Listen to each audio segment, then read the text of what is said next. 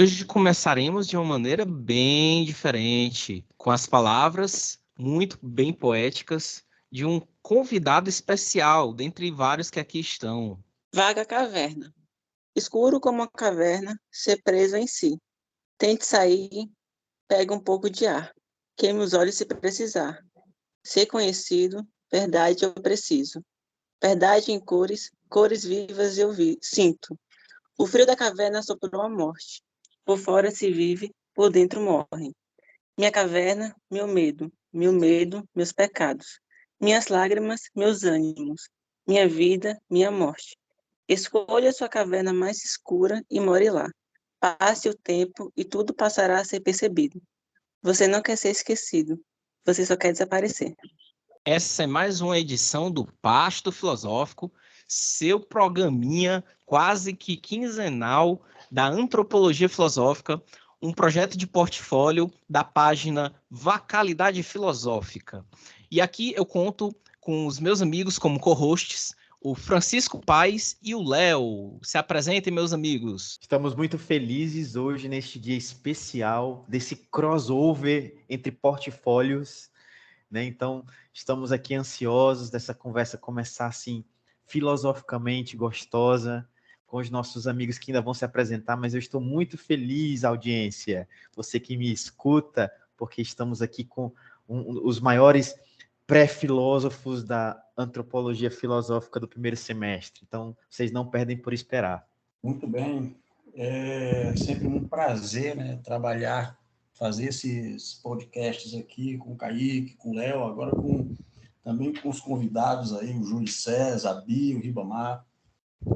Espero que a gente possa trocar aí umas ideias aí, poder colaborar um com o trabalho do outro, como o Léo falou, né? Esse crossover, muito bom aí. E para começar bem com o pé direito, né? Vamos começar com nossos convidados, o Júlio César, a Bianca e o Ribamar, né? A gente deixa o mais especial por último, né? Porque as apresentações sempre são grandiosas. Júlio, se apresente, meu querido. O que levou você até a filosofia e qual é o seu projeto de portfólio? Boa tarde, gente. É um prazer estar aqui com vocês.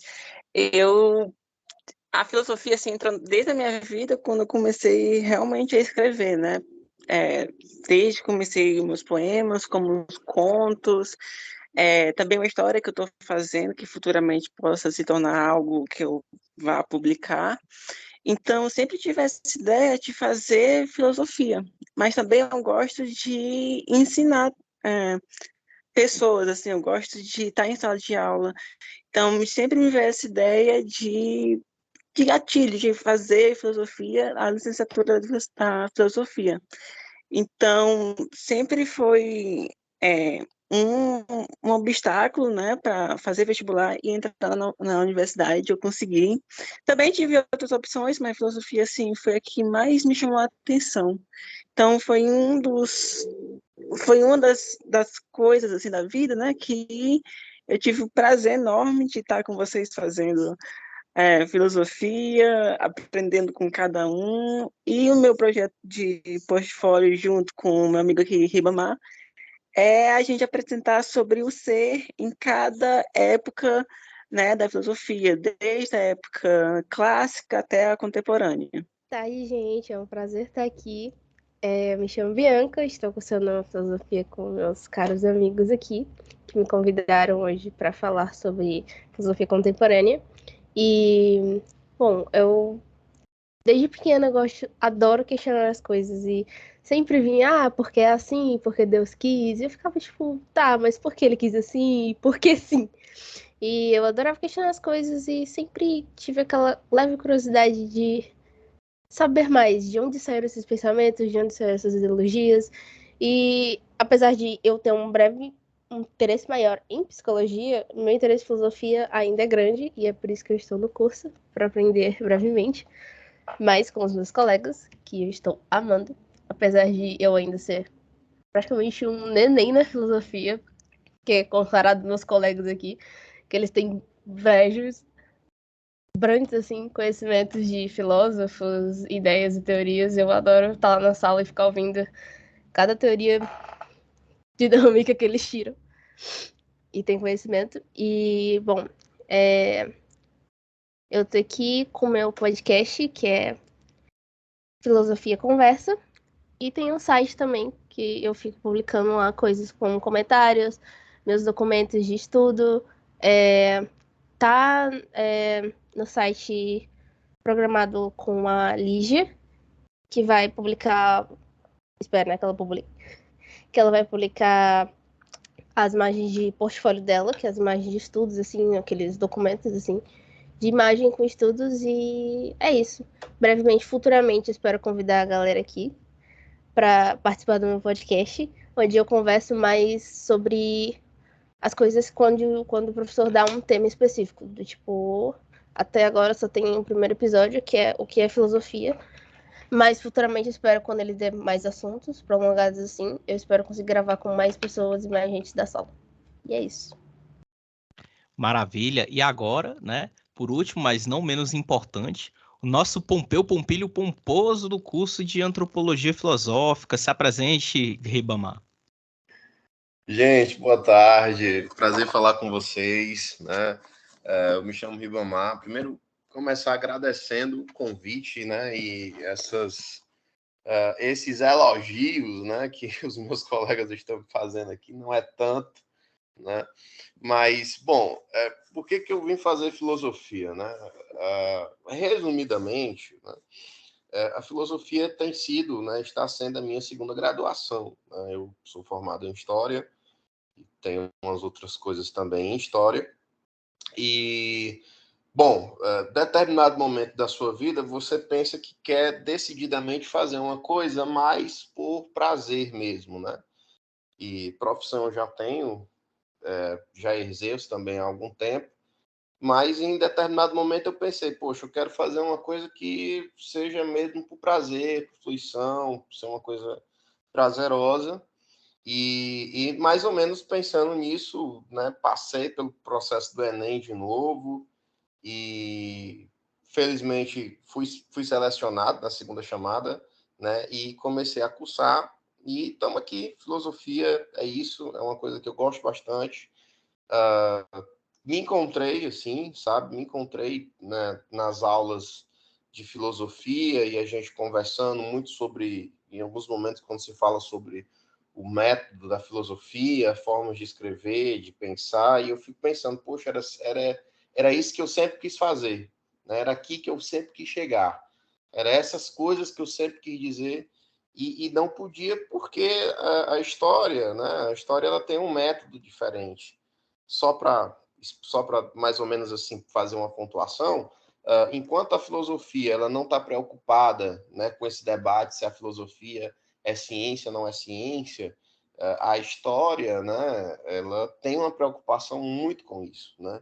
Se você chegar no curso de história e dizer que a história não é ciência, pode ser que você seja apedrejado, né? Na filosofia não, a filosofia é muito resolver os problemas já de uma maneira já bem madura, eu diria. A filosofia não é ciência, mas é um conhecimento válido, produz argumentos válidos, produz conhecimentos válidos, né? Não tem essa pretensão de ter essas amarras, né? E parece uma coisa assim simples, mas não é, né?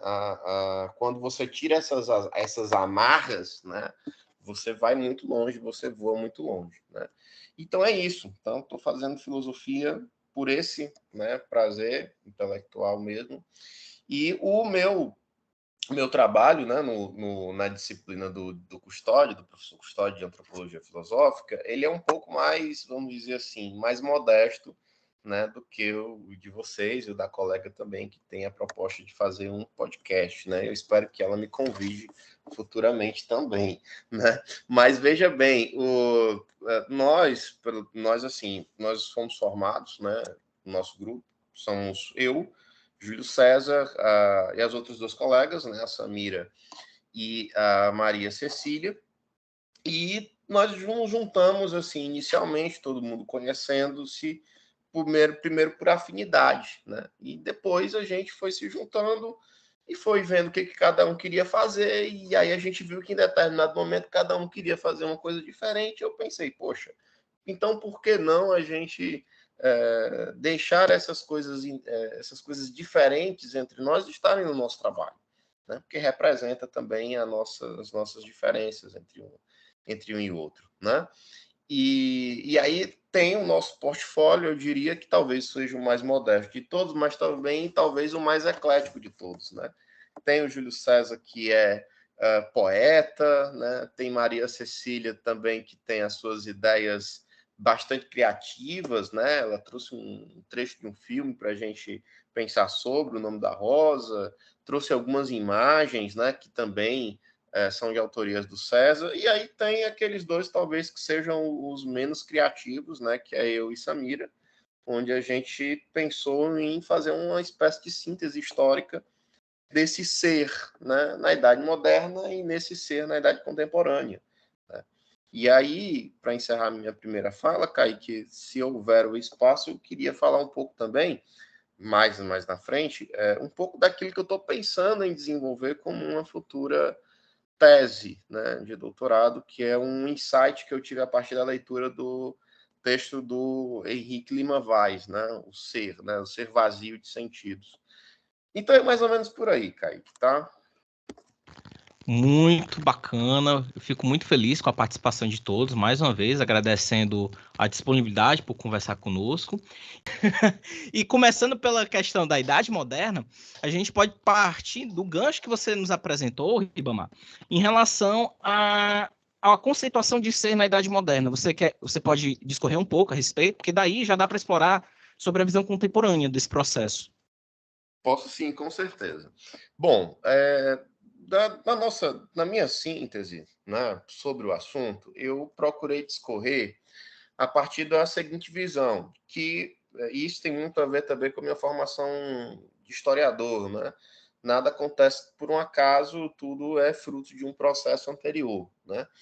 Então, eu parti do princípio, né, no meio das minhas pesquisas, de que esse ser gestado pela razão moderna, ele é fruto de uma série de rupturas, tá? No meu entendimento, absolutamente traumáticas para o ser moderno, né? Para essa razão moderna. E entre elas está muito perpassado pelo próprio questionamento do sentido das coisas. Note bem, se aqui, e aí assim, né, peço aqui a licença para fazer uma redução, né, na análise extremamente necessária para a gente poder falar sobre isso nesse momento, né, muito breve. Mas veja, na Idade Média, podemos afirmar de grosso modo que o ser medieval, de uma maneira geral, a filosofia medieval, de uma maneira geral, isso é, falando de filosofia ocidental, né, e de uma parte da Europa muito restrita, né, aquela Europa mais ocidental, né, dos países que conheceram o feudalismo ou algum modelo de feudalismo, em que esse ser ele resolvia mais ou menos todos os seus problemas, todos os seus questionamentos eram mais ou menos resolvidos em um sentido que estava fora dessa realidade que era Deus, né? Então, se alguém ficava doente, era a vontade de Deus. Se alguém morria, era a vontade de Deus. Se acontecia alguma coisa positiva ou negativa para a vida do indivíduo, isso era resolvido a partir de Deus, né? A partir da vontade de Deus. Ora, lentamente, com o declínio da Idade Média e o surgimento dessa tal Idade Moderna, né, há uma transição dessa filosofia medieval para essa filosofia moderna, para essa razão moderna, né? E essa transição não foi, como todo período de transição, não foi exatamente muito, vamos dizer assim, pacífico, né? São rupturas, e toda ruptura, ela traz algum trauma, por maior que seja. E aí você tem alguns elementos, como, por exemplo, o que eu acho que são os dois, talvez três principais, são, sem dúvida, a descoberta do Novo Mundo, né? A descoberta do Novo Mundo, o surgimento da Reforma Protestante, né? E o surgimento do método científico, tá? E aí, veja, o que tudo isso, o que isso traz, né? O que tudo isso traz? Traz o questionamento tanto a descoberta do novo mundo, tanto trazendo esses dois apenas, deixando o método científico um pouco mais para frente. Vou explicar o porquê, deixarei ele um pouco mais para frente.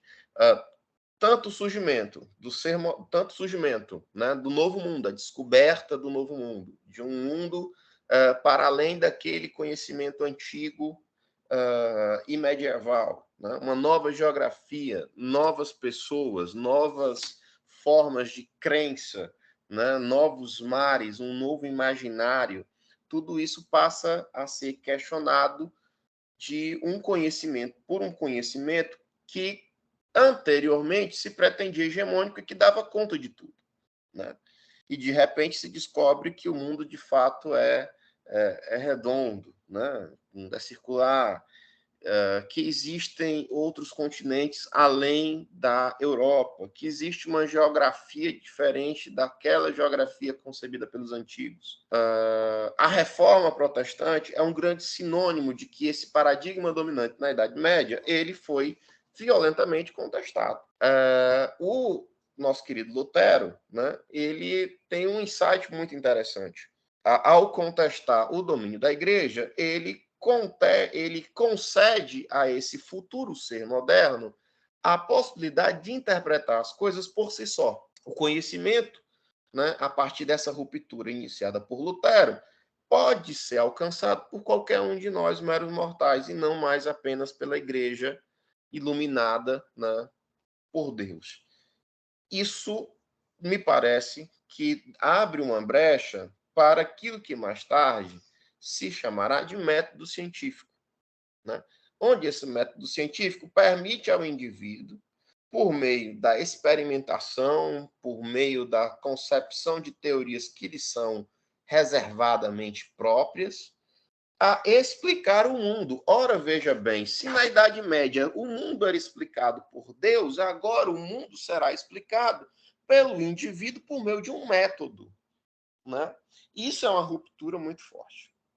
A forma como eu tenho pensado, colegas, é que o seguinte, há uma certa ideia de que na Idade Média havia, de alguma maneira, uma sensação de que as coisas estavam explicadas por Deus e Deus as explicava e, de alguma maneira, as pessoas percebiam algum sentido nisso. Porém, o ser que sai, que é gestado, que nasce pela razão moderna, ele tem um problema que ele só será mais percebido na filosofia contemporânea, né? Com o paradigma pós-moderno, de que, na verdade, você pode sair, através do método científico, explicando as inúmeras coisas, e isso em si já é um avanço, mas em algum momento você não consegue dar um determinado sentido àquelas coisas que estão sendo explicadas pelo método científico, um sentido de um significado mais profundo, como aquilo que a igreja, que a filosofia medieval oferecia, que era em Deus. E aí eu não estou me referindo aqui a Deus como um ente, tá? Estou me referindo a Deus como uma ideia, a ideia de Deus, né? Em sua essência, aquilo que transporta para fora, né, da nossa própria realidade transcendental, né? Então, me parece que, a partir dessa leitura do Henrique Lima Vaz, do ser vazio de sentidos, me parece que o ser moderno ele conseguiu explicar milhares de coisas, e eu acho isso fantástico. Não quero aqui negar, né, esses avanços que o método científico trouxe, mas no que se diz respeito aos sentidos, tá? Dos sentidos de significados, de coisas terem significados, de coisas terem sentidos, de haver uma razão, de um porquê, para além da explicação científica, me parece que isso foi perdido e ainda não foi encontrado, né? Então, veja, um exemplo disso, né? O método científico ele pode explicar muito bem a função de um vírus, como um vírus age, e uma medicação para combater um vírus quando você pega uma gripe, por exemplo. Mas ninguém, ou não me parece que ainda não li, alguém explicando a razão de ser, o sentido de existir um vírus? Não sei, né? Mas se tivéssemos no período medieval, alguém diria o seguinte: olha, é assim porque Deus quer. E de alguma maneira isso confortava as pessoas. Se você disser até para aquele mais religioso, aquele religioso mais, vamos dizer assim, mais proselitista, talvez ele próprio não se conforme com isso. Então, nessa transição da idade medieval para a idade moderna, alguma coisa foi perdida para além dessa ideia de se conformar com aquilo que Deus fala, né, nesse sentido. E aí a gente tem esse ser moderno, né, amplamente estudado por vários autores, mas sem dúvida alguma é na pós-modernidade ou na idade contemporânea que as pessoas começam a dizer o seguinte, a filosofia começa a dizer o seguinte: olha, a ciência explica, mas ela não dá sentido às coisas, não dá razão. E me parece essa uma questão em algum momento. Ribamar, como historiador, ele dá um show aqui, né, de apresentar esse campo aí histórico que definiu assim a idade moderna. Ele fez uma síntese assim muito interessante. Mas uma coisa que eu gostaria de colocar sobre também essa questão da idade moderna é que a gente veio, né, antes da idade moderna, de 1000 anos de idade medieval, não é isso, Ribamar?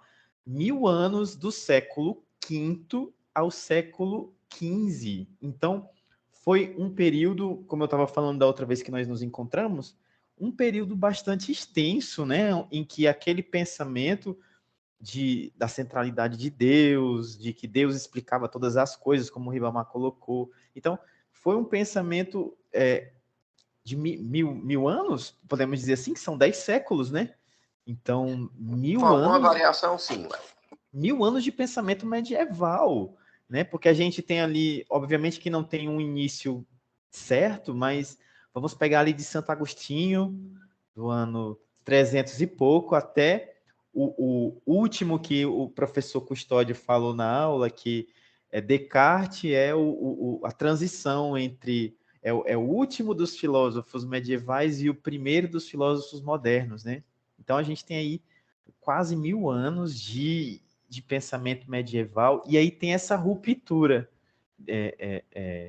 que vem com a idade moderna, né? Eu quero colocar aqui, até para enriquecer um pouco mais a nossa conversa sobre a idade moderna, de alguns filósofos que marcaram essa idade, assim, que vai aí de 1500 até 1800, né? Assim, então, temos René Descartes, que colocou aí, que traz nas costas o peso do nome de pai da filosofia moderna, né? Então, René Descartes, ele teve um método baseado na dúvida, estabeleceu as bases do que a gente chama de racionalismo, né? Então, ele, com o discurso que o Ribamar até colocou sobre o método, ele iniciou aí, deu pontapé inicial na Idade Moderna. Depois a gente tem como um dos principais John Locke, né, que trouxe aí para a discussão a sua tese a sua teoria do empirismo. Ele é o maior representante do empirismo, né? Depois o Spinoza, que com a sua visão monista da realidade, do qual Deus e a natureza são uma única substância. Para Spinoza, ele traz essa questão também da ética, da política, da liberdade como temas da sua filosofia. Temos Kant, que é um dos filósofos mais importantes da Idade Moderna, né? Sua filosofia crítica é muito conhecida, inclusive a sua obra mais influente foi A Crítica da Razão Pura. Temos um filósofo que eu não sei se o nome que a gente pronuncia é assim, porque o que mais a gente vê nas aulas, frente do Custódio, é ele consertando a nossa pronúncia dos nomes, né? Ou vergonha, quando eu falei Descartes, meu Deus do céu, vergonha, mas eu aprendi, né? Que é Descartes. Mas temos o Rumi também, que é muito caracterizado pelo empirismo dele também. Então, a sua obra Investigação sobre o Entendimento Humano é muito importante na filosofia moderna. O Rousseau, que foi um filósofo político e social e teve um impacto muito significativo no nosso pensamento moderno sobre política. Então, ainda nós temos Rousseau como uma base ali do nosso entendimento político, moderno ainda, principalmente com a sua obra O Contrato Social, né? O Hobbes também, com a sua visão pessimista da natureza humana. E aí a gente vai ver que já se prepara as bases para a idade contemporânea, né? Em que o homem não é mais aquele centro. Então, na idade moderna, o homem é o centro, mas aí Hobbes meio que vai fechando esse ciclo do homem como centro quando ele coloca a questão da visão pessimista da natureza humana na sua obra Leviatã. Então, eu só queria colocar alguns filósofos, né, que tem vários, não são só esses, mas os que, digamos assim, mais pontuaram na idade moderna, né? Então, só foi uma pequena contribuição da fala maravilhosa do Ribamar também. Rapaz, falando aqui, né, o Ribamar falou bem, né, já com o conhecimento que ele tem, ele praticamente esgotou ali o que nós íamos falar em relação à modernidade, mas só contribuindo um pouco mais aqui a respeito, como ele tinha falado, né, que a modernidade ela foi marcada por rupturas, né, tanto essa ruptura da visão teocêntrica, né, que tinha na época medieval, essa concepção filosófica teológica, né, que tinha, teve alguns eventos, alguns fatores que ficaram associados quer dizer, na verdade foram pensamentos que ficaram associados à modernidade, que foi o sentido, né, o sentido positivo da mudança, a transformação, o progresso ficou muito evidente com esse movimento. E um dos fatores iniciais ali foi o Renascimento com o humanismo, né, onde nasce aquela concepção humanista, acontece inclusive um resgate de ideias de Protágoras para fortalecer essa concepção e a mudança de eixo, né, que sai da questão teocêntrica e entra na questão antropocêntrica. E eu acho também relevante a gente levantar essa questão quando foi falado da Revolução Científica. A gente fala muito aqui de concepção antiga, medieval e tudo isso. E isso tudo foi estabelecido pelo próprio Hegel, né? Que depois o Hegel, ele, obviamente, isso estava na concepção do pensamento dele, que ele, na verdade, a consequência do estudo dele gera uma crise da época moderna e abre a questão contemporânea, né? Quando ele frisa mais essa questão da subjetividade. A subjetividade para a modernidade, na época, tinha essa questão da consciência, da identidade e da autonomia, né? Que temos a consciência, a questão da percepção de si mesmo, temos a questão da identidade, a unidade e diferenciação, que foi bastante valorizada nessa época. A questão da autonomia também, que é a decisão racional própria e tudo.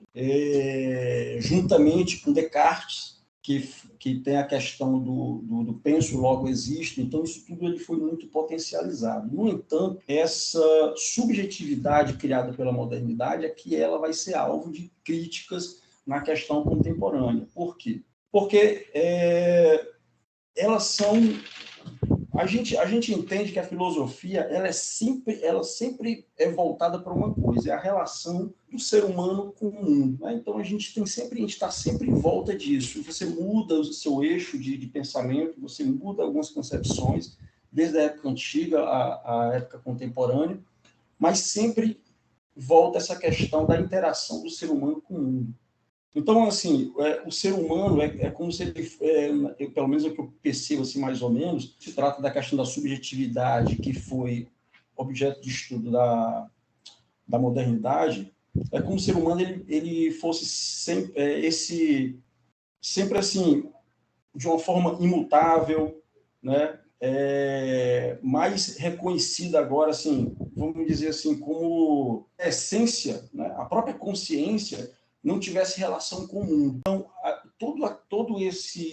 essa questão da revolução científica tem uma valorização humana, sim, porque a partir do homem ele passa a observar o objeto, ele passa a observar o fenômeno, mas também tem...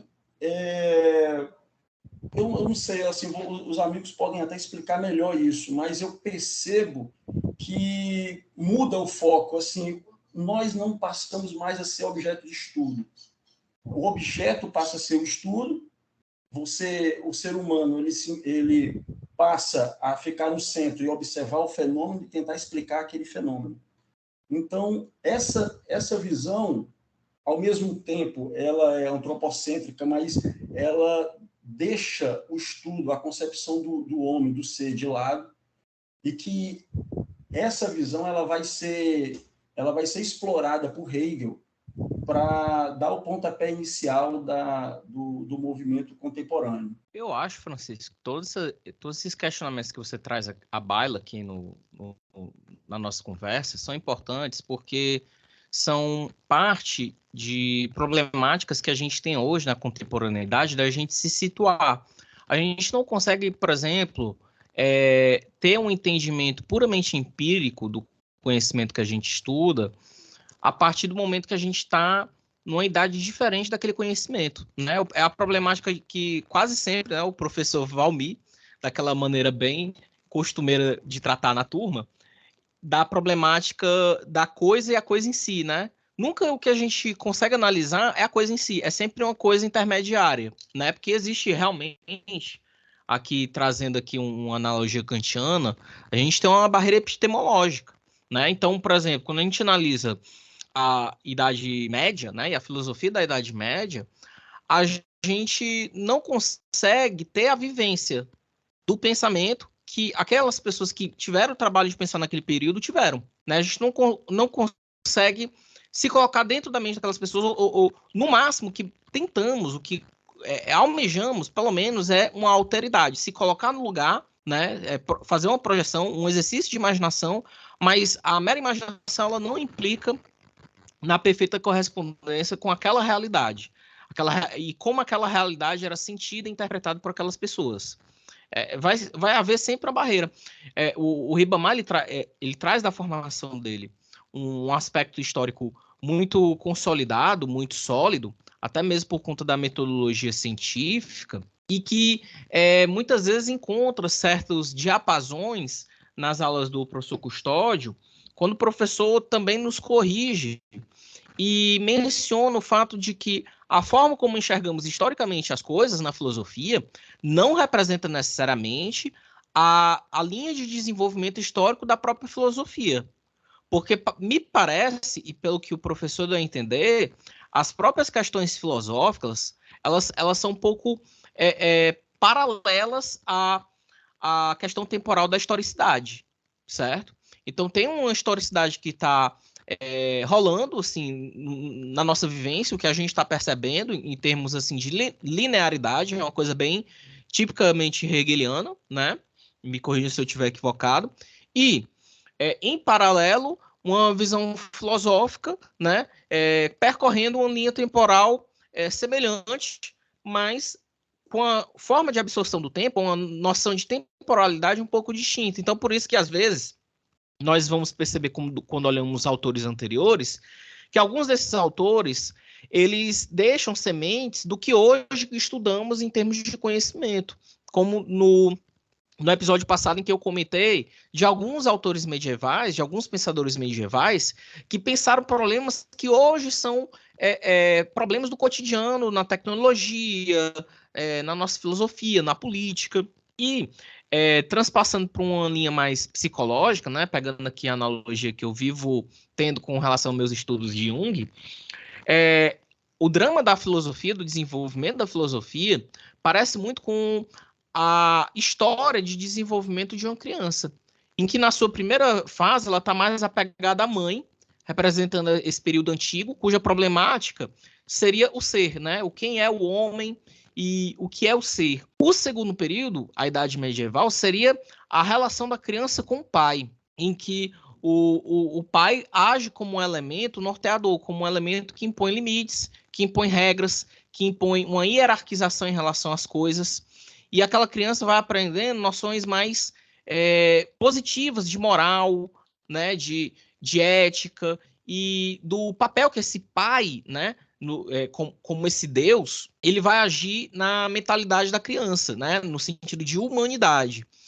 Quando ocorre o período moderno, é um momento em que a criança ela deixa de ter o apoio constante dos pais, né? O apoio da mãe, não no sentido somente de colo, e do apoio de pai, não somente no sentido de regramento, como o abandono das mãos, e a criança ela vai tropeçar, dar os primeiros tropeços para andar por conta própria. Essa seria a fase moderna, que é a fase de corte, representa mais ou menos um corte de paradigma para que o ser humano possa se situar. Enquanto na Idade Média o questionamento já não era mais o ser, mas o lugar do homem no mundo, já na Idade Moderna é o fazer do homem. O que o homem deve fazer para se situar no centro? O que ele deve estabelecer? Qual é o regramento? Porque se o universo parte do entendimento do próprio homem, é ao homem o dever de conceber um sentido em relação às coisas que ele faz.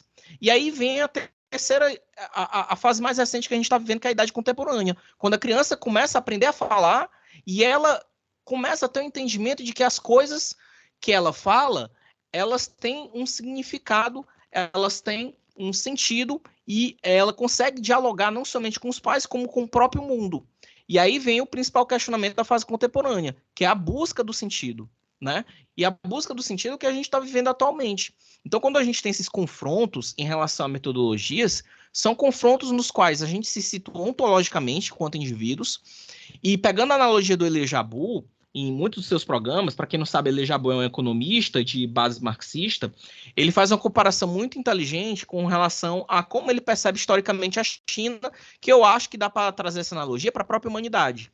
Ele dialoga em muitas das suas entrevistas que a China, ela não é somente marxista, ela se desenvolveu desde os seus primórdios em camadas geológicas. Então, o chinês da contemporaneidade, ele tem na sua interioridade o chinês primitivo, de base taoísta, de base medieval, o chinês confucionista, de base estadista, o chinês maoísta, né, e o chinês contemporâneo. Então, a humanidade, ela contém dentro de si a sua infância, a sua adolescência e a sua maturidade. E a gente vive numa fase que a gente está buscando ser além de ser humano, superar nossas expectativas do próprio problema da linguagem, né? Eu vou voltar a esse tema no final do programa, porque é justamente um dos temas que o professor Cícero está discorrendo com a gente das suas propostas de temática de ensaio. Mas só para encerrar essa minha fala, eu acho que o Ribamar pode explicar melhor para a gente, que foi o primeiro aqui a levantar a mão no debate, sobre essas circunstâncias mais históricas e tudo, porque fica até melhor da gente se situar, se isso tem um senso de realidade crítica ou não. Pode falar, Ribamar. Kaique, eu talvez mais ou menos ilumine aqui os seus questionamentos no seguinte. Então, havia um historiador da chamada segunda geração dos análises, que é a princípio é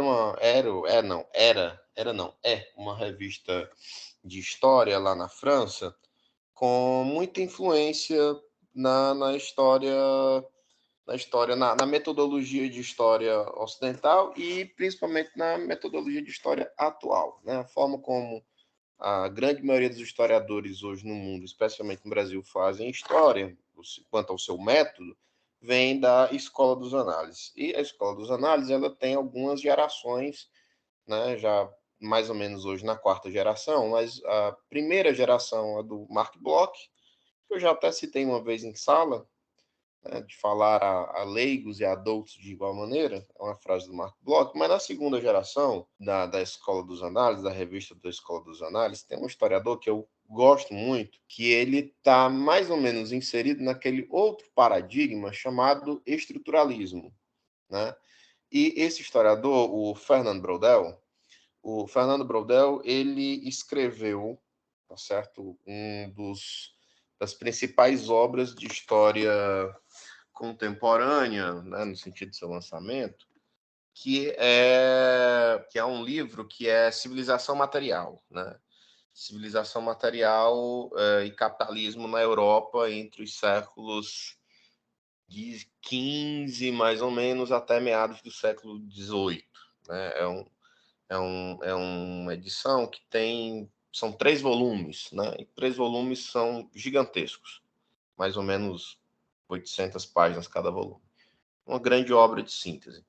No terceiro volume, tá? Tem no prefácio, ele desenvolve o que mais tarde ficaria conhecido como a tripartição do tempo, né? E veja, é muito importante nós situarmos que o Fernando Braudel ele produziu essa obra gigantesca no chamado período do estruturalismo, onde o estruturalismo ele era uma corrente vigente, era uma corrente dominante nas ciências sociais, né? O Fernando Braudel ele diz que o tempo ele poderia ser dividido de três maneiras, tá? O tempo dos eventos, né? Ele dividiu como se fosse uma pirâmide, né? Como se fosse uma pirâmide. A tripartição do tempo é como se fosse a teoria da tripartição do tempo é como se fosse uma pirâmide. No topo dessa pirâmide, né, estão os fatos históricos, né?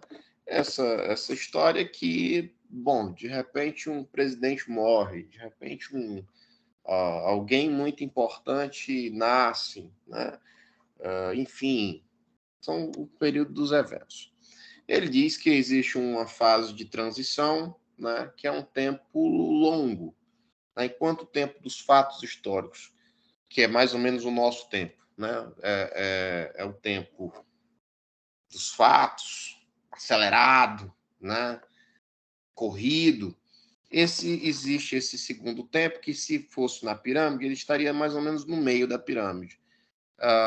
Esse tempo é o tempo da média duração, né? Média duração, que seria mais ou menos a contagem de um século, né? Se você pudesse dizer, se a gente pudesse dar um exemplo em cima dessa teoria da tripartição do tempo, por exemplo, a ditadura militar no Brasil, ela estaria dentro dessa média duração. Por quê? Porque ainda nós ouvimos os ecos dos porões da ditadura, né? Porém, existe um tempo, que dizia Braudel, ele é quase imóvel. Ele muda, mas ele muda muito lentamente. Ele passa, mas ele passa muito arrastadamente, que é o tempo da longuíssima duração, né? O tempo da longa duração. O que é o tempo da longa duração? Né? Que os franceses, depois do Michel Foucault, e a terceira geração dos análises vai dizer o seguinte: é o tempo das mentalidades, né? O que é o tempo das mentalidades? O tempo das mentalidades é um tempo das ideias. E para Braudel, e isso vai ser mais trabalhado pela terceira geração dos análises, Michel Foucault, Jacques Legoff e por aí, e especialmente o Foucault também vai falar sobre isso, das mentalidades. Com mentalidades, entenda que a forma de uma determinada sociedade pensar alguma coisa, qualquer coisa que seja. Então, dizia Fernando Braudel que este tempo, que se fosse uma pirâmide novamente, isso seria a base da pirâmide, o tempo das mentalidades, é um tempo que muda muito dificilmente, muda muito raramente e muda com muita lentidão. Então é por isso que esse livro que eu acabei de citar dele, né, Civilização Material e Economia Capitalista na Europa, ele vai pegar tantos séculos assim. E ele vai fazer aquilo que na história ficou conhecido como história do cotidiano, né? São coisas que mudam o dia a dia de uma maneira imperceptível, que nos leva a crer que elas não mudam e que você só consegue perceber alguma mudança ao longo do tempo. Por isso, ele vai dizer que esse tempo ele é muito longo. Para você ver uma mudança nesse tempo, você precisa estudar ele na longa duração. E as mentalidades, dizia Braudel, e depois completado pela terceira geração, que esse tempo muda muito lentamente. E aí as mentalidades, as formas como nós pensamos, tudo ao nosso respeito e à nossa volta na sociedade muda muito lentamente. Um exemplo disso seria o racismo. Veja, do ponto de vista mais histórico, a escravidão ela acaba em 1888. Né? Então, 1888, naquela história fajunta da Lei Áurea, acaba, do ponto de vista legal e jurídico, a escravidão no Brasil. Né? Porém, o preconceito racial dos negros, ela permanece até os nossos dias. Então, Kaique, voltando à sua pergunta mais objetivamente, então eu diria que nós só conseguiríamos resolver esse problema que você nos colocou se analisássemos isso numa perspectiva de longuíssima duração. Né? Por que autores, por exemplo, eu cito um que eu gosto muito, o Georg Simmel, né? Georg Simmel, que no final do século XIX ele vai produzir um texto que é fantástico, que é a Metrópole e a Vida Mental. Né? Lá no século XIX, né, em idos do século XIX, no auge da Segunda Revolução Industrial, o Simmel já falava sobre as ações da vida da metrópole na vida mental do indivíduo. O Durkheim, né, muito caro aos sociólogos, né, o pai da sociologia, se a gente pudesse dizer assim, o Durkheim vai apontar, vai fazer um texto que, à sua época, tanto Simmel, esse texto do Simmel, como o texto do Durkheim, à sua época, não serão os mais famosos. O texto do Simmel, A Metrópole da Vida Mental, e o texto do Durkheim, como refiro, sobre a anomia social, né, serão, às suas épocas, os menos comentados. Serão, às suas épocas, aqueles textos que passaram desapercebidos, né? Mas que foram resgatados com muita intensidade hoje. Né? Hoje é um dos textos mais lidos nos cursos de ciências sociais, nos cursos de psicologia, esses dois textos, né? Que se remetem à vida mental. Aí eu lhe pergunto, né? Por quê? Porque as mentalidades, voltando à teoria do Brodel, elas mudam muito lentamente. Elas estão nesse longuíssimo tempo. Então é por isso que os paradigmas dominantes, que são ideias, elas não caem tão facilmente. Né? É por isso, e aí tem um texto famoso do Habermas, né? Que ele vai dizer, a modernidade é um projeto que ainda não foi concluído. E os pós-modernos vão dizer, não, a modernidade foi concluída e ela fracassou. Né? Então, você tem esse ambiente, Kaique, né? Então, eu diria a você que uma saída para tentar resolver essa questão que você nos propôs é analisar as ideias como coisas que mudam muito lentamente. Só para encerrar minha fala, essa minha fala, numa aula de filosofia, há alguns dias atrás, um aluno me perguntou o seguinte, professor, e por que os seres humanos, eles... vamos supor que Deus não existe, né? A suposição do aluno foi essa. Vamos supor que Deus não existe. Por que as pessoas criaram a ideia de Deus? Aí eu disse assim, não sei, me responda você. Ele disse assim, ora, porque quando eles criaram essa ideia de Deus, não havia ainda a ciência, não havia ainda a razão, e eles acharam nessa ideia de Deus uma forma de explicar as coisas. Aí eu falei, então é essa questão, foi isso que levou as pessoas a criarem Deus? Ele disse sim. Aí eu lhe pergunto, bom, se é assim, então por que as pessoas na sociedade de hoje, altamente científica, altamente tecnológica, as pessoas ainda continuam acreditando em Deus? Né? Em alguma medida continuam. Aí ele me perguntou se eu também não sei. Eu disse, pois é isso. Né? Porque as mentalidades, elas se arrastam, né? E elas mudam muito lentamente. Que achei interessante quando o Kaique falou sobre a filosofia, né, moderna, contemporânea, na verdade, quando falou sobre o ser humano ser inquieto, né, como se ele realmente fosse alguém que está pensando sobre sua inquietude. Então, eu achei interessante em umas aulas anteriores do professor Custódio, porque eu me linkei, vou tentar de alguma forma linkar aqui com o último conto que foi publicado, um conto meu que foi publicado, que vou tentar falar rapidinho aqui sobre ele, que é um rapaz que está esperando o ônibus, e do outro lado da parada de ônibus tem uma moça que está esperando algo, e ele não sabe o que é esse algo. Então, quando ele começa a ver a inquietude dela, né, de esperar algo, ele começa a ficar inquieto por si mesmo. Então, ele entra em um estado de saber sobre si mesmo, né? Algo existencial. Então, já entra logo nesse conto que eu escrevi sobre a filosofia contemporânea que fala muito sobre o existencialismo, né? Aí, o professor Custódio, em uma das aulas anteriores, ele falou sobre isso que também o Francisco disse, da centralidade, né? Do homem como se ele estivesse centrado, mas depois de vez em quando sai, e o professor meio que citou o logos, né? E eu fiquei assim, na aula, pensando muito sobre o que é o logos. Aí eu fui falar com o professor, debati na aula, e ele falou que seria tipo a linguagem, né? Não a linguagem escrita e nem falada, mas a linguagem, assim, da percepção de tudo. Então, achei bem interessante, né? Porque o existencialismo tem muito isso da inquietação, do ser humano ser inquieto, né? Do homem ser inquieto. Então, aí, na aula anterior, teve também aquele filme que foi apresentado pelo pessoal do Portfólio, né? E ele falou de novo sobre a linguagem. Eu já linkei também com o Logos que ele disse sobre na última aula, né?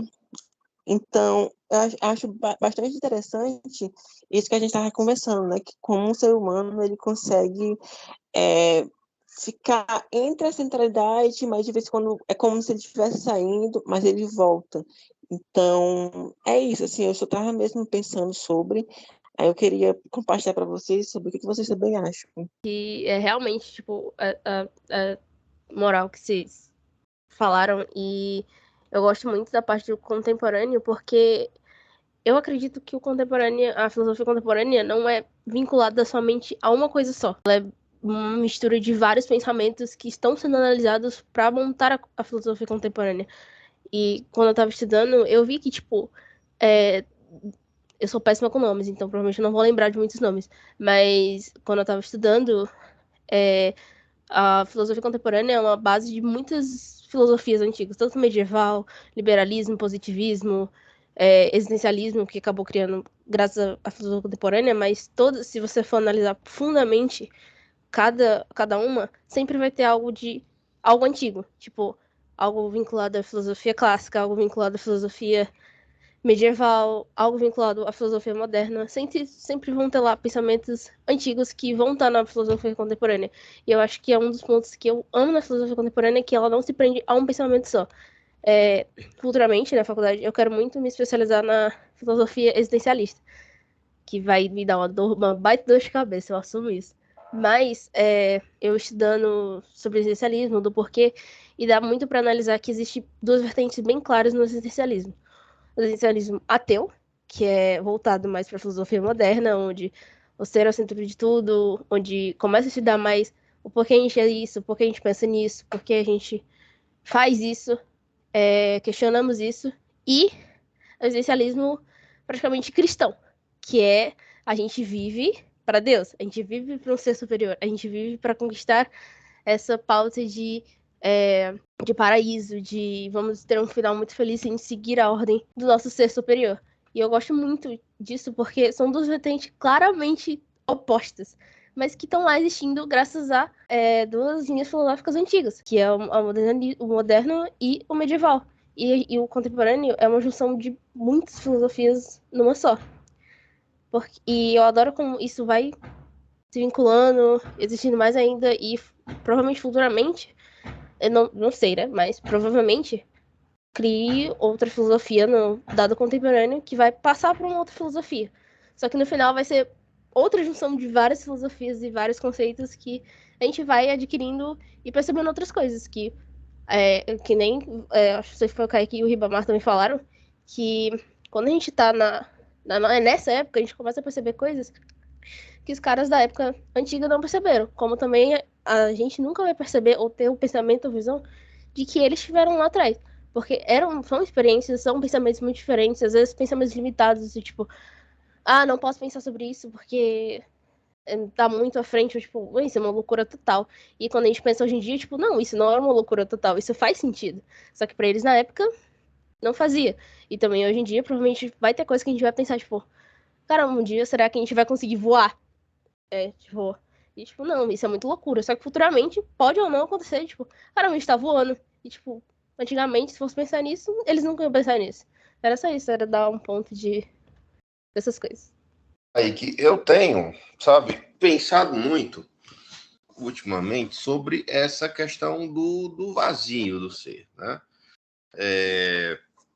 Como eu disse no começo da minha fala, a minha procura pela filosofia também tem muito, aliás, tem muito, né, de pessoal, né?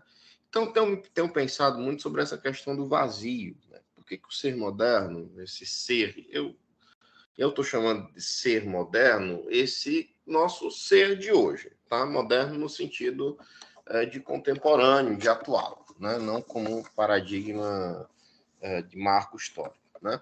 Então, eu tenho pensado muito sobre isso, sobre esse vazio, e eu tenho tentado, né, como desenvolver isso numa pesquisa futura, e aí eu fico me perguntando o que eu estou chamando de vazio, né?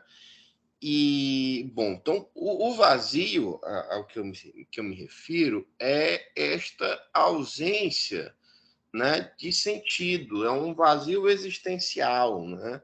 É um sentimento de que alguma coisa deveria estar lá, não está, mas que você nem sabe o que deveria estar lá, você nem sabe onde lá é, mas você sente que alguma coisa não está certa. Você não sabe o que não está, né?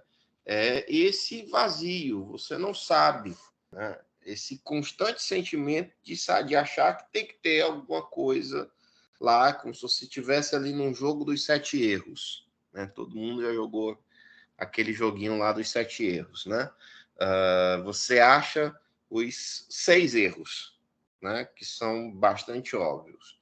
Mas tem um errinho lá. Você sabe que é o 7º, você sabe que ele está em algum lugar daquela imagem, mas você não consegue identificá-lo, né? Você sabe que ele está lá, você sabe que ele tem que estar lá, mas você não sabe qual é, né?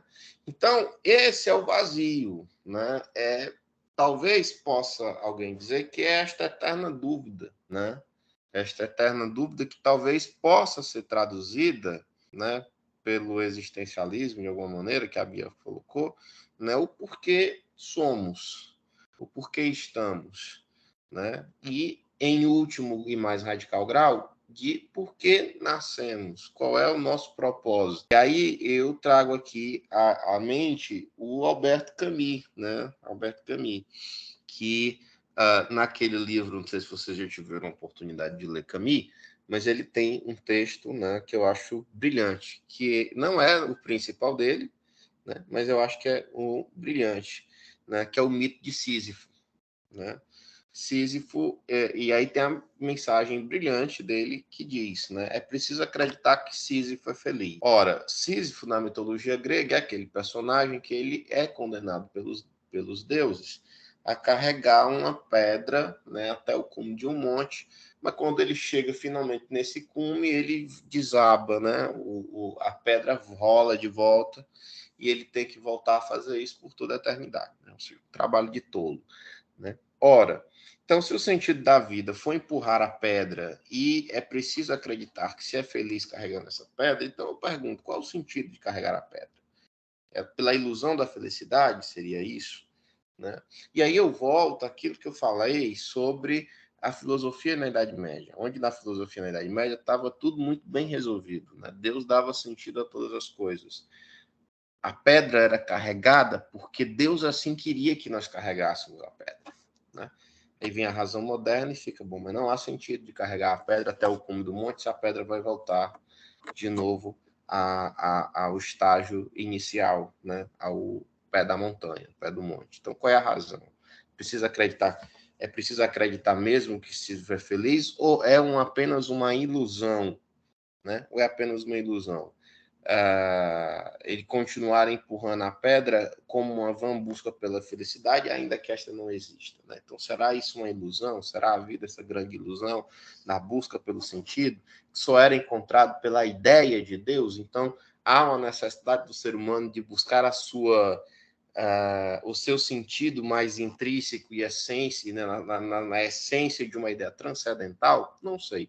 É uma questão que eu tenho pensado, né, e tenho pensado sobre isso, tenho tentado resolver essa questão, né? Mas é aqui, Kaique, que tem me levado esse debate, né, proposto pelo Custódio, na disciplina de antropologia histórica, né, é aí que tem me levado, sabe?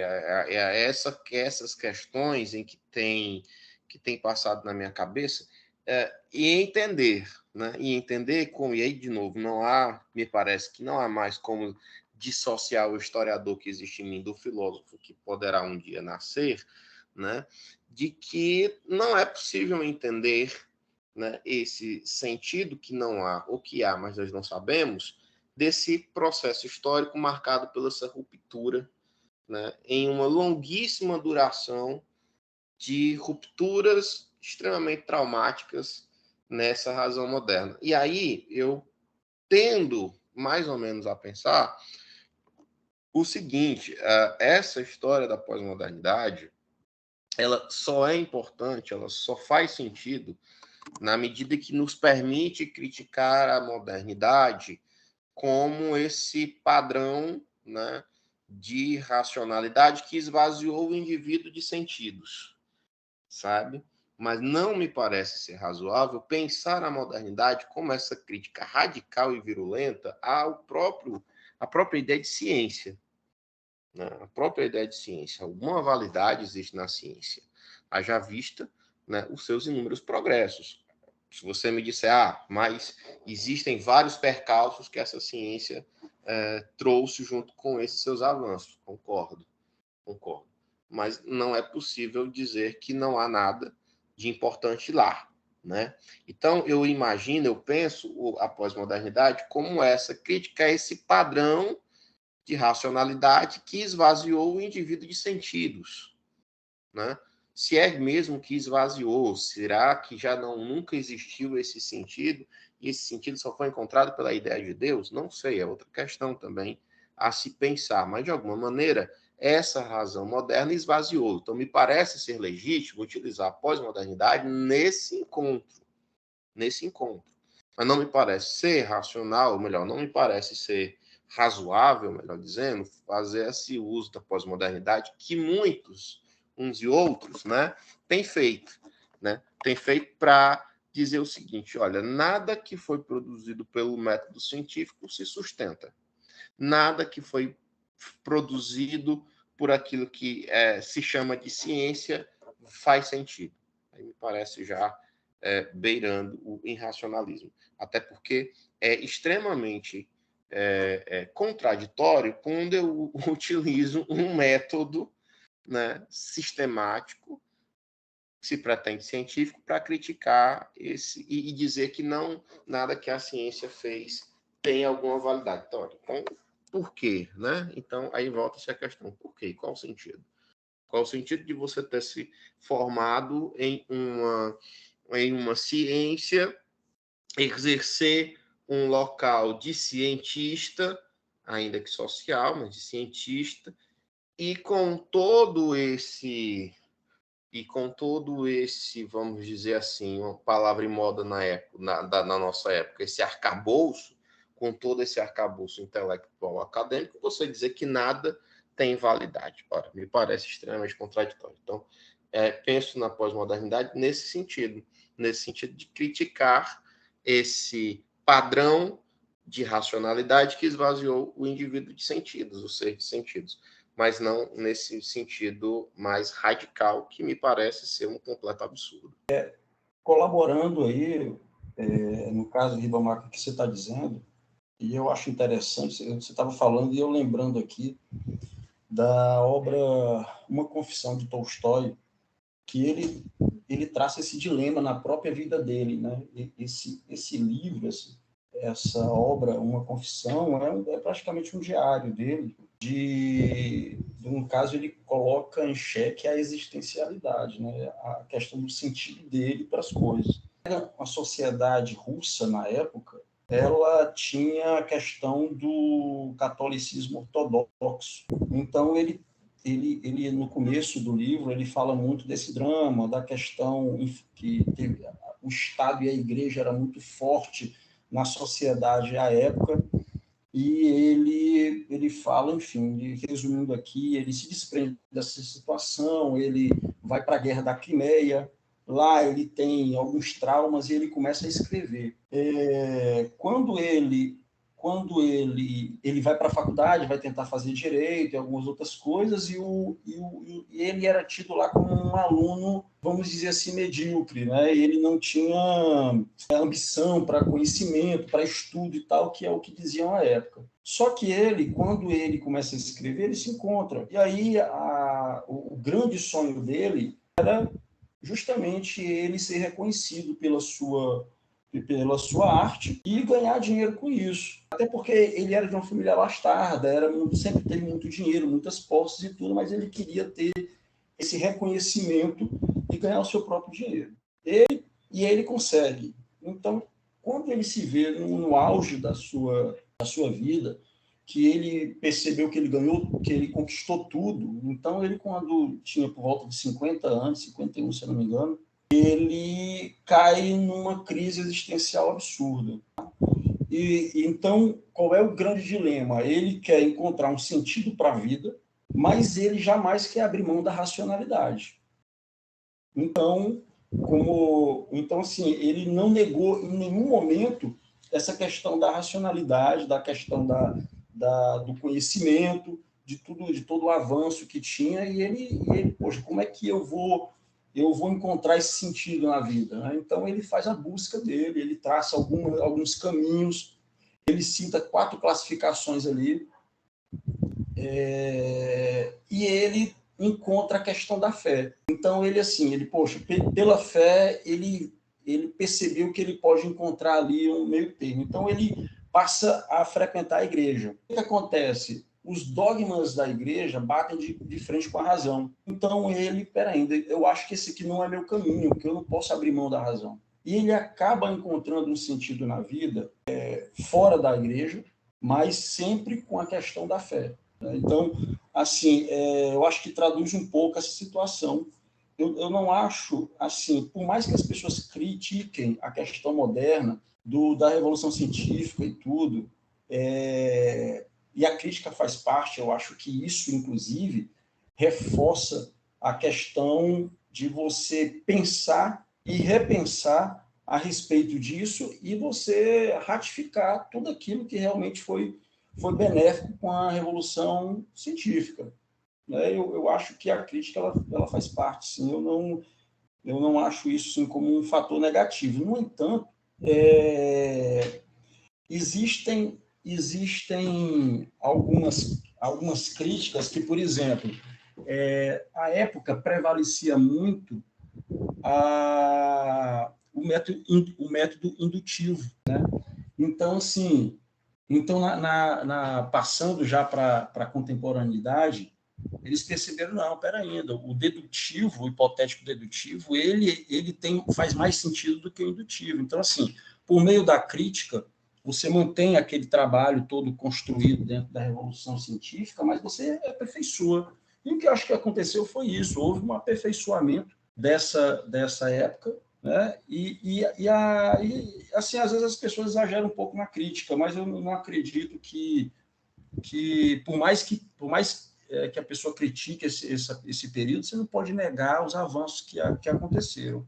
E que até a Bianca vinha falando sobre essa questão do teísta, do ateísta e tudo, né? E também sobre a questão que hoje a contemporaneidade ela traz muita coisa da parte medieval, da questão moderna, porque, na verdade, é um processo histórico, né? Tudo é processo histórico. Trazendo um pouco aqui para Hegel, né? Hegel falava isso, que o processo histórico precisa ser levado em consideração quando se analisa a consciência, a subjetividade, como eu tinha falado antes, o que tanto a modernidade exaltou. Então, a gente vê aqui, pela própria crítica dele, ele não nega a subjetividade, apenas percebe que existe uma carga de processo histórico. O que é isso? A consciência, ela passa a ser influenciada, ela passa não, né? Na concepção dele, a consciência, na verdade, sempre foi influenciada pelo processo histórico. É essa chave que não era reconhecida na modernidade.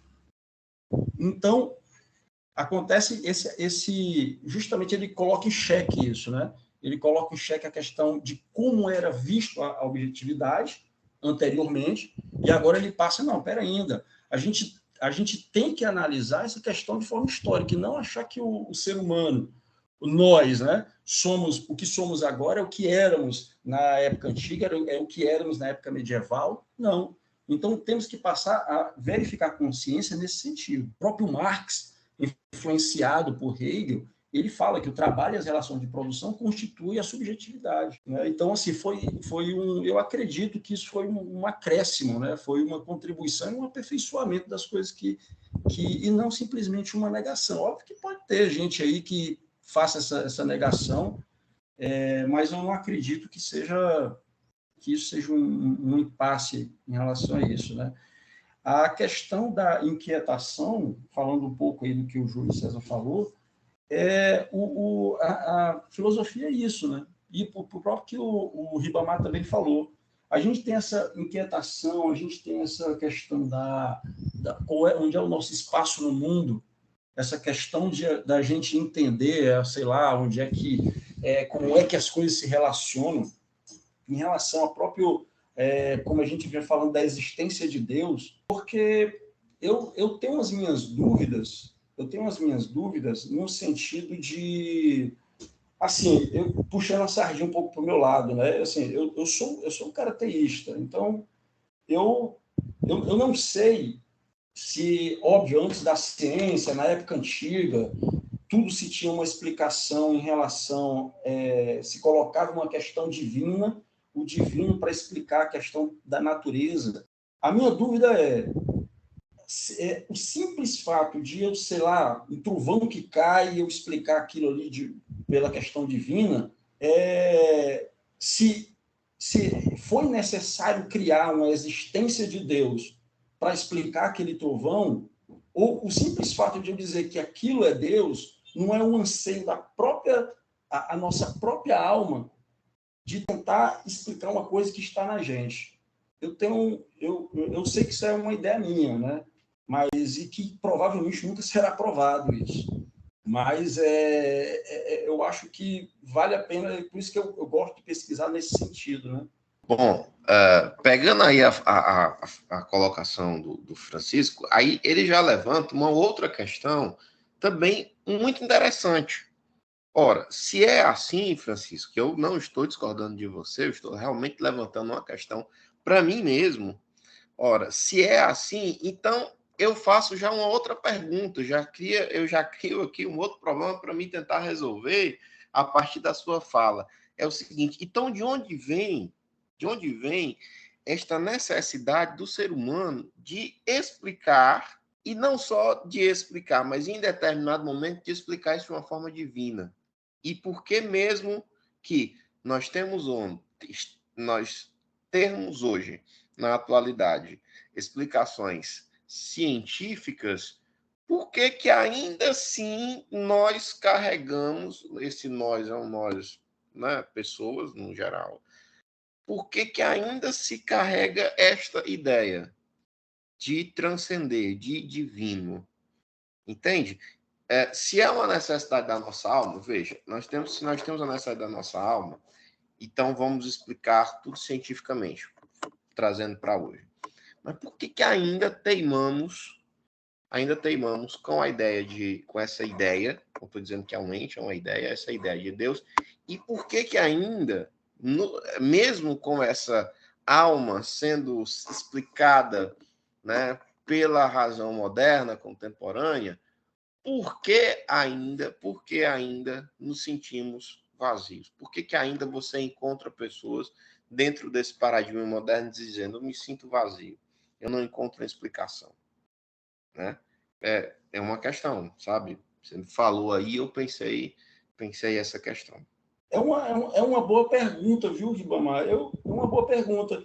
Assim, eu acho que tem N fatores, e eu vou até citar alguns aqui, como o próprio Léo falou no começo, 1000 anos, né? Você incutindo a palavra, dizendo que tudo era justificado por Deus. E que tem essa questão também, quando você... Aí vem também essa outra, né? Quando a modernidade ainda não é...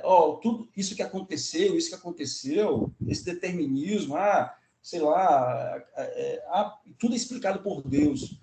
Foi uma época, eu acredito, uma época muito confortável, fazendo aqui o advogado do diabo em relação ao meu próprio pensamento, tá? A gente está tentando construir uma ideia aqui, né?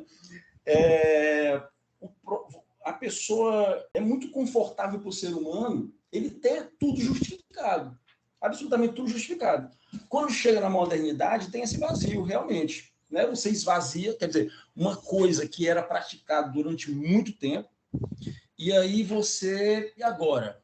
O que vai dar sentido? Porque a ciência, não é negando a ciência, mas, assim, o que é explicado pela ciência, perfeito, explicou a ciência. Só que, percebe só, a visão que eu tenho é justamente essa. Mesmo tudo sendo explicado, tudo não, né? Mesmo tudo que já foi explicado pela ciência, nós continuamos com esse vazio existencial. Eu, assim, por uma experiência própria, eu já trabalhei como técnico de enfermagem durante muito tempo. Tá? E, cara, eu vou te falar um negócio.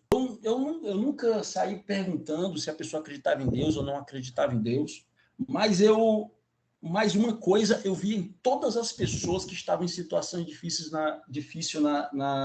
no hospital. Principalmente eu trabalhei muito tempo também em emergência, né? E assim, na parte de enfermagem também, pessoas já com problemas crônicos e tudo. E até hoje é isso que você falou mesmo. Você justifica até o seu aluno lá, justifica-se a não ciência e a pessoa ir para justificar alguma coisa, a necessidade de ter Deus para amarrar toda essa explicação, esse anseio que nós temos pela explicação.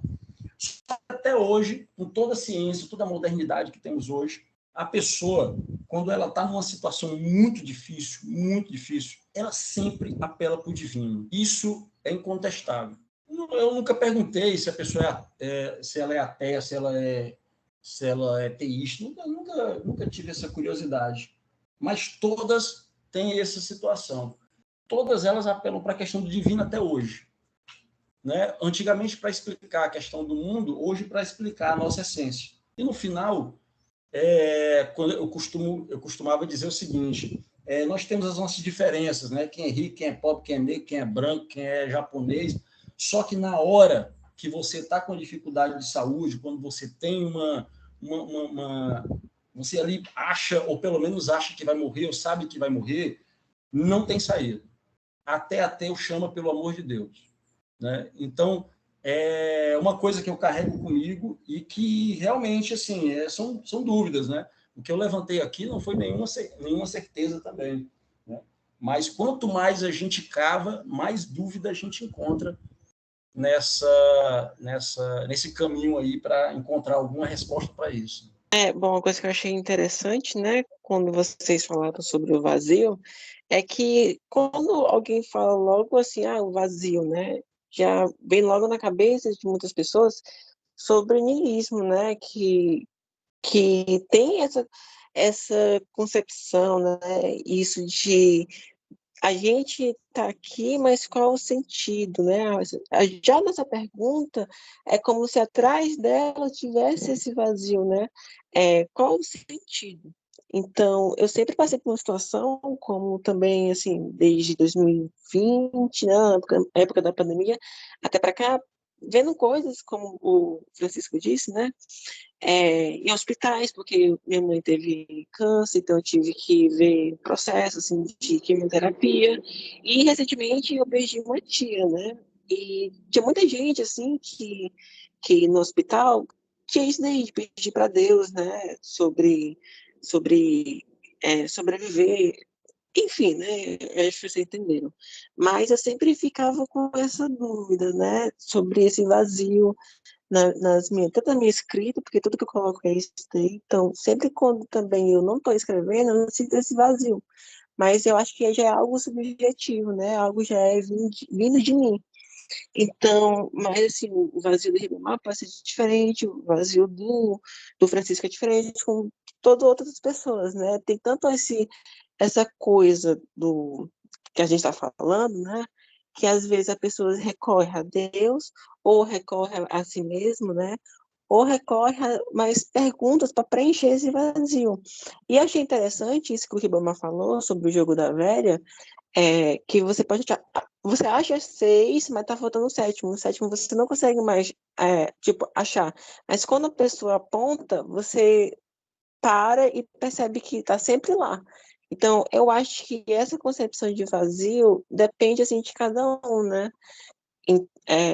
Eu tenho uma concepção em que eu sempre tenho que estar constantemente pensando sobre esse vazio. Então, apesar dele existir para mim, mesmo que eu também não sou muito assim, religioso, mas sempre quando alguém me vem falar sobre que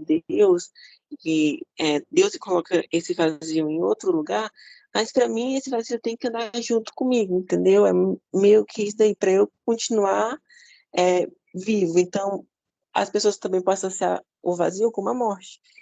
Mas a morte e a vida estão sempre andando junto, né? Então, é isso que eu estava assim, pensando sobre essa questão quando vocês abriram agora. Um dos pensamentos do existencialismo é o próprio propósito da vida, que é descobrir ou, que ele estava falando, descobrir ou desvendar o que é esse vazio. Um dos problemas maiores de estudar existencialismo é que você vai sempre cair na pauta do por que a gente existe, por que existe esse vazio, por que as pessoas fazem isso, por que a vida é assim, por que a gente tá nessa vida. E eu acho que essa pauta do vazio é muito interessante porque dependendo do quanto você cava para esse vazio, você pode ter a famosa crise existencial, que muita gente tem.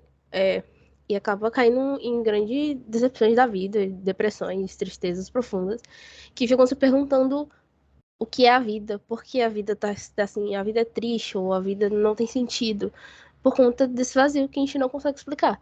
E é que nem o Júlio falou, que todos aqui podem ter uma concepção diferente de vazio. Mas o vazio tá lá e a gente não consegue explicar ele. Trazendo também essa questão do vazio, né?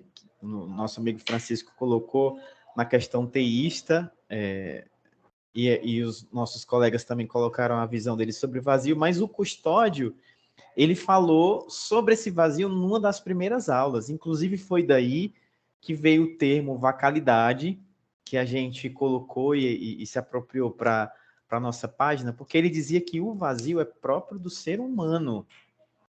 O ser humano, ele é um ser finito, incompleto, e esse vazio é uma consequência da nossa humanidade, que até o Custódio falou, né? A vaca, na sua vacalidade, ela está satisfeita se ela pasta, se ela come, se ela dorme, se ela satisfaz os seus impulsos biológicos e se ela tem aquilo que precisa para sobreviver. Ela não vai se questionar sobre a morte, ela não vai se questionar sobre qual o sentido da vida, o que vai ser amanhã.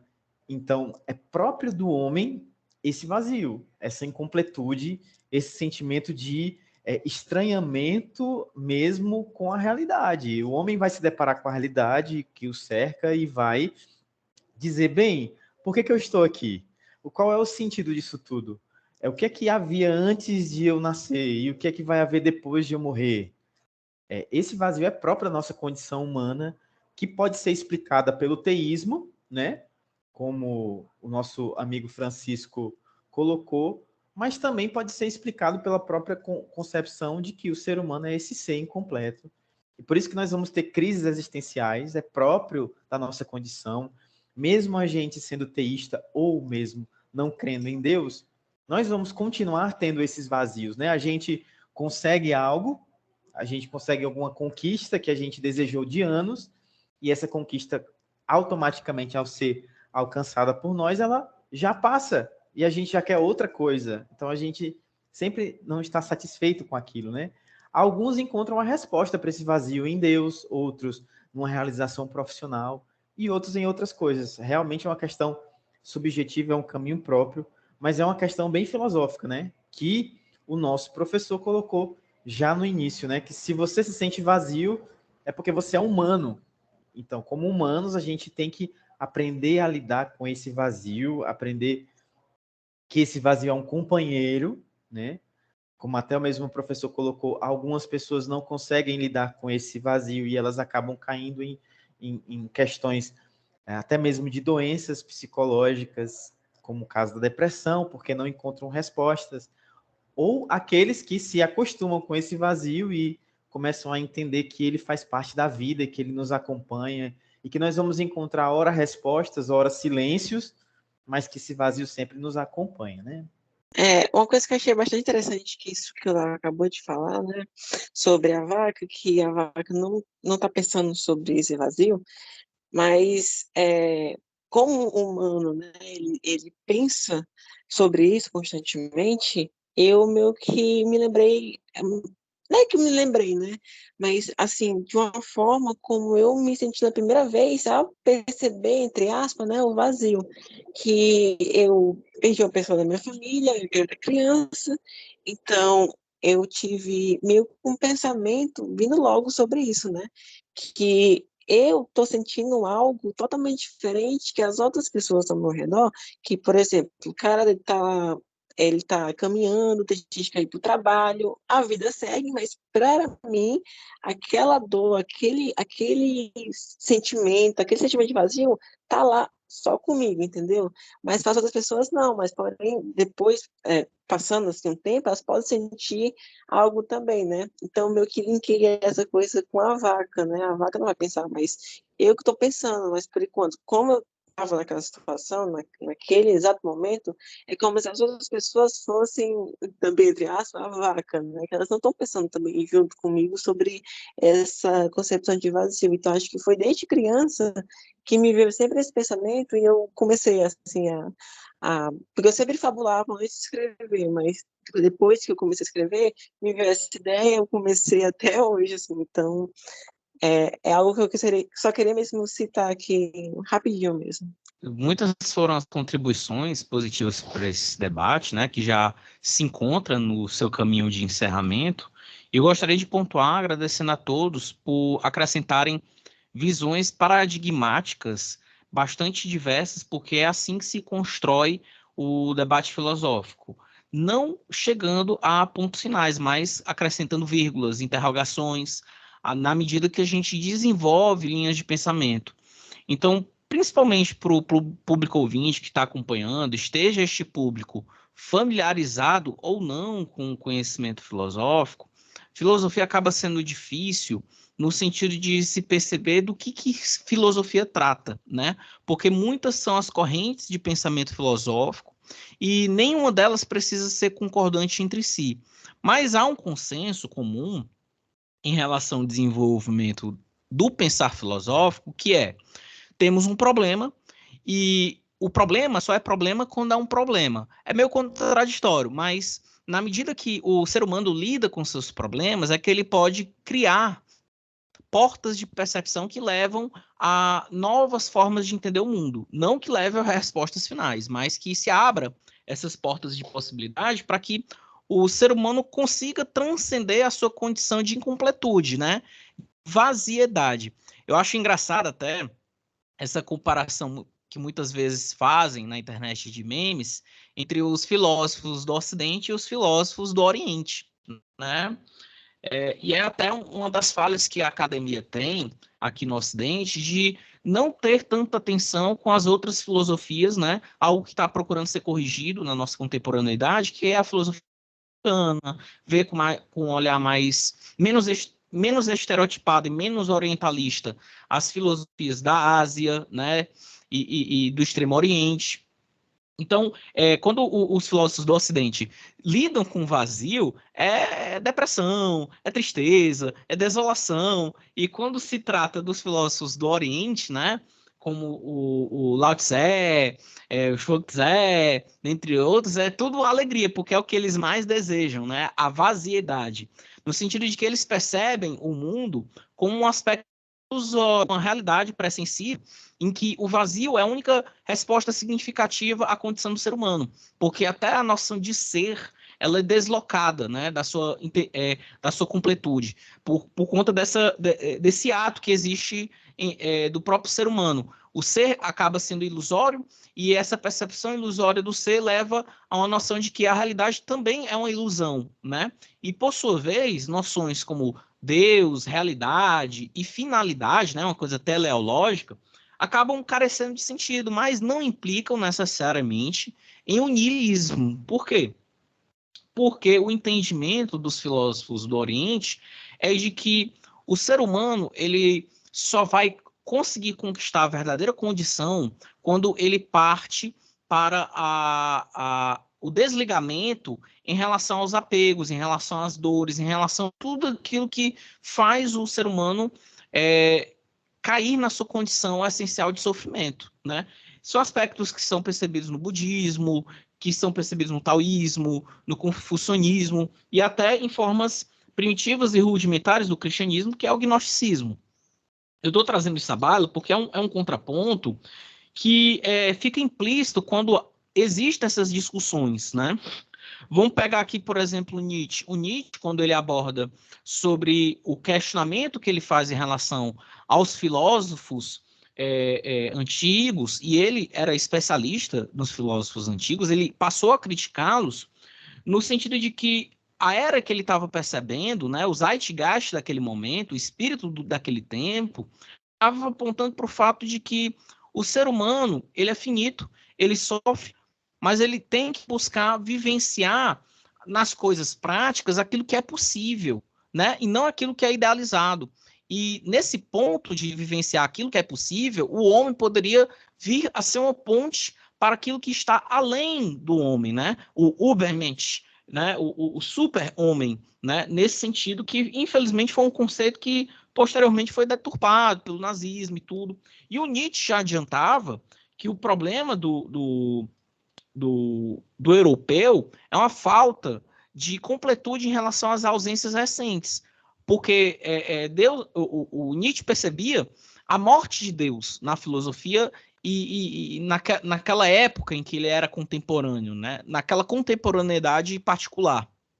Então, como Deus morre, outra coisa tem que substituir, porque esse vazio que fica instalado na sociedade europeia, que está absorvendo muito impacto tecnológico das revoluções industriais, que está numa fase de imperialismo capitalista, uma fase superior do capitalismo, conforme Lenin dizia em seus discursos. Essa Europa estava em crise, porque se há ausência de algo, o que completaria aquela condição humana? E não muitas décadas depois, tivemos muitos episódios terríveis sobre a condição humana que nos fizeram nos questionar, enquanto coletividade, qual é o nosso papel em relação não somente às nossas particularidades individuais, como a nossa posição em frente ao planeta que a gente convive e que repercute até hoje, como, por exemplo, a Segunda Guerra, o Holocausto, as bombas atômicas em Hiroshima e Nagasaki, a Guerra Fria, e a gente está em vias de presenciar uma mudança de eixo geopolítico muito forte, que é um testemunho muito semelhante às pessoas que testemunharam, por exemplo, a queda do Império Romano. Essa queda, obviamente, vai ser sentida de outra forma, não da mesma forma como no final do período antigo.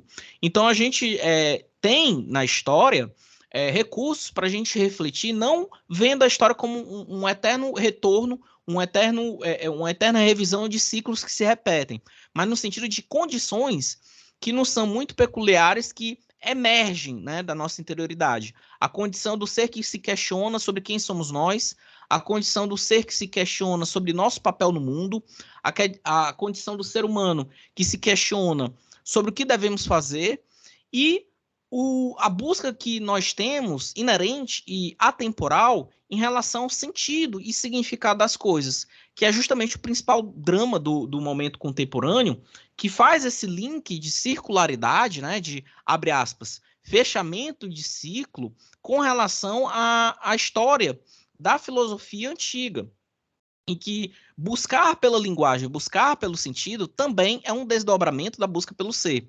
Se a filosofia ela se desdobra em elementos particulares para se autorrefletir, como, por exemplo, a sociologia, a psicologia e as ciências particulares também se desdobram, o próprio ser humano, na sua essencialidade, se desdobra para poder se contemplar e se entender. Então, há uma emergência muito grande de retorno desses conhecimentos a essa fonte, não no sentido de voltar a pertencer, mas no sentido de estabelecer pontes de diálogo, que talvez seja a principal proposta desses tempos últimos, em relação ao papel do homem com a natureza, em relação ao papel da humanidade na sua autogestão, para que a gente, na emergência do caos climático que a gente vive, que é um fato incontestável, independente de ter um aporte científico ou não, da gente finalmente se compreender como parte de um organismo, né? E buscar ser além do aspecto humano. É um drama que passa pela linguagem, porque no desenvolvimento até mesmo das nossas próprias tecnologias, a gente vai chegar no momento de singularidade em que a tecnologia artificial ela ganha consciência própria e a gente tenha superado a nossa própria condição e a gente vai vir a ser deixado para trás. Ou, numa outra possibilidade, numa escala biológica evolutiva, a gente poder atingir um desenvolvimento para se transformar numa nova espécie, não de ser humano, não uma subespécie, né, como o Omnis Omnis, mas um homem cósmico, né, um homem cósmico que já era apregoado na época do Giordano Bruno, na época dos filósofos renascentistas, na época de Platão, um homem, um antropos, né, um antropos cósmico, em que possa construir e fazer parte dessa construção do universo através da linguagem. E, inevitavelmente, isso passa por ressignificações. Ressignificação do que é um ser humano e ressignificação do que seria Deus, por exemplo, o que seria ser.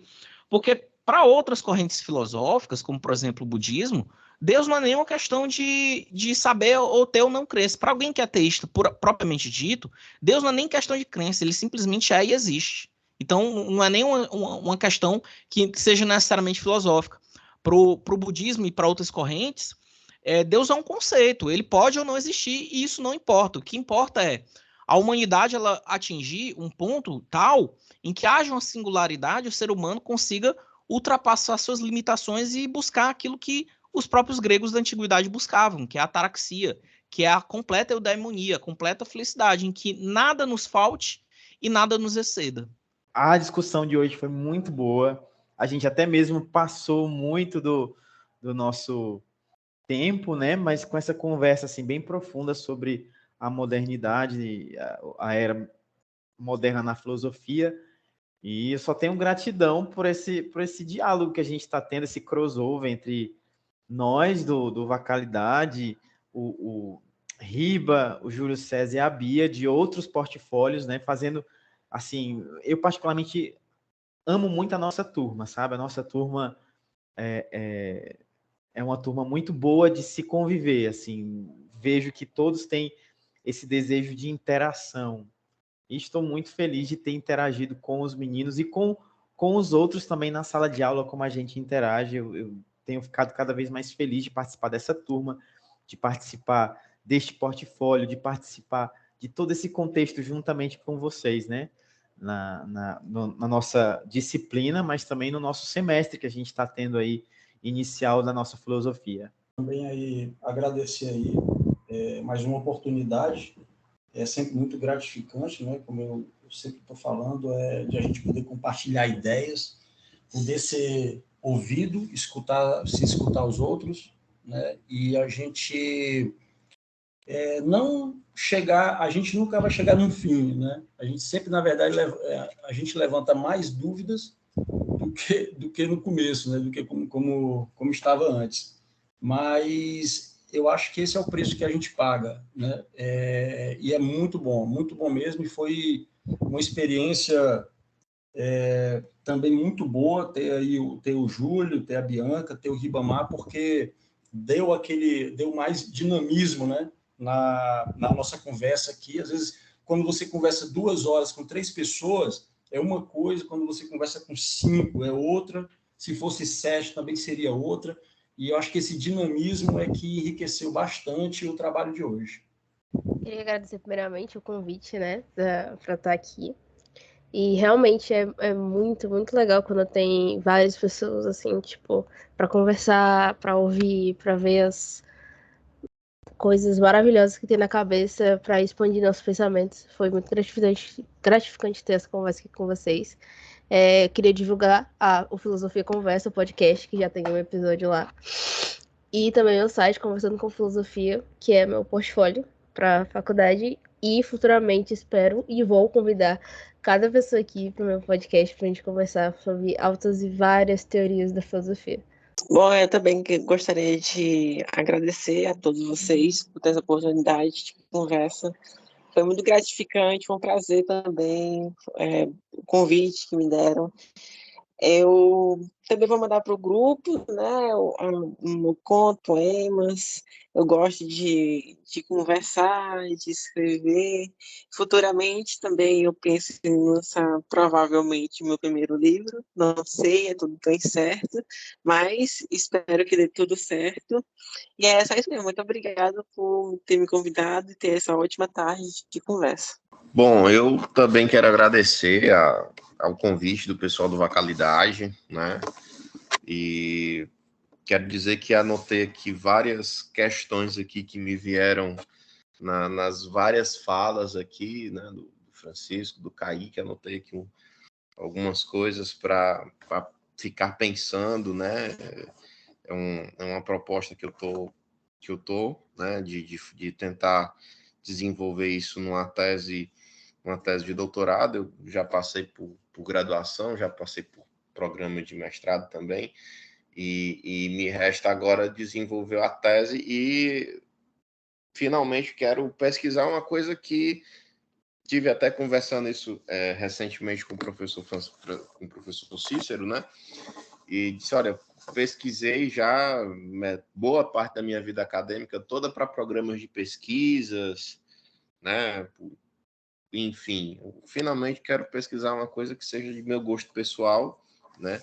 E me encontrei na filosofia esse gosto pessoal sobre essas questões do vazio, por que nos sentimos vazios, de onde vem essa necessidade que nós temos de dar sentido às coisas, de explicar, enfim. Né? Então, quero agradecer o pessoal do Vacalidade, amadureceu algumas coisas, me deu ideias aqui para outras.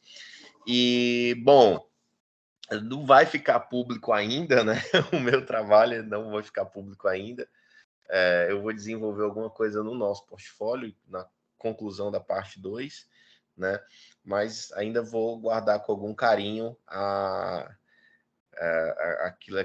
essas ideias que eu ainda estou pensando, né? Mas quem sabe, se virar realmente uma tese, quando virar tese, né? E aí não fique pública, né? Mas no momento guardar mais um pouquinho para amadurecer mais essas ideias, né? Mas agradecer, pessoal do Vacalidade, foi muito bom, muito bacana aqui o encontro e dizer que estou disponível, né? Surgir outra oportunidade, pode contar comigo que eu participo com todo prazer, tá certo, gente? Muito obrigado, um prazer ter estado aqui. Eu quero acrescentar uma coisa. O Leonardo sempre de última, todo programa sempre tem um acréscimo final. É só dizer que nosso professor Custódio, ele nos incentiva bastante esse intercâmbio de conhecimento.